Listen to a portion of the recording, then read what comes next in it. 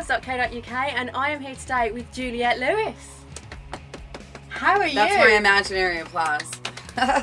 You've had a long day. I've had a really long day. I am jet lagged, but I'm really excited to be on the Roadrunner website. You know, your new home, your new my label. new home, and who's putting out the record, and so this is pretty good. Cool. Well, as you're new to the label, we thought it'd be really good to kind of, you know, have a quick introduction. So, if you could take us back to the beginning when you first started the music, was that back in 2004? So how did it all come about, moving from your acting to doing the music as well? It's about 5 years ago, and I had a band called Juliette Lewis, and it's like I was always a songwriter and a singer and a live performer, dying and needing to get out and express that. And I'm also very much connected to drama and theater, and I like to bring that kind of element to my live show. And what's similar to both mediums is that I still work with emotion. That's sort of like my palette, and it's just a wild thing because when I was younger, I always knew I'd sing and make music, but I wasn't doing it because it was just almost more personal and kind of terrifying, so I like kept it to myself.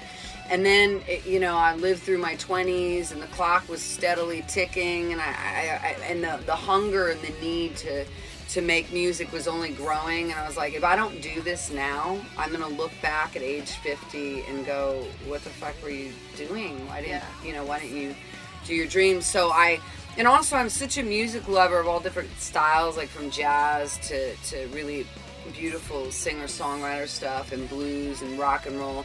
I didn't know how I would begin, what kind of music, would I have a keyboard band? Would it be... And so I created the Licks, and I put a band together that was very just energy driven, very hook driven, and pretty simple in its flavor. And my goal, which is still always my goal, is to have a really killer live show. And but now with this new record and my new sort of musical, my new musical adventure, I feel like I'm coming into my own as a musician and a songwriter, and made a real record that's very diverse and has all these different facets to my personality that I've never done before. Awesome. So when you go back and you think about the bands that really got you into music when you were a kid, what kind of bands were you listening to that made you go, wow, I'd love to do this? Oh man, it's funny because there were so many things from, David Lee Roth in Van Halen.